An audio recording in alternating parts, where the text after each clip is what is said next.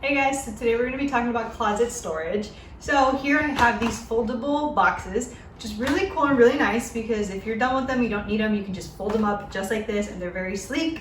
But if you do want to open them and use them in your closet, you literally just pop them open just like this. You bring these two panels at the top, push them to the side, so then you push them, you hear the clicking noise, so that make sure that you can go ahead and keep it up. And this is how it looks like. When it comes in the box, it comes in a pack of 4, which is really great because you can have so much things in there. It comes with 2 of these tops. It comes with 4 dividers, so you can put these literally in the middle so you can divide all your storage that you need, which would be a lot easier. Alrighty guys, so here they are. We put them in our closet. They come really in handy. They're very compact and very sleek, so you can literally put them anywhere.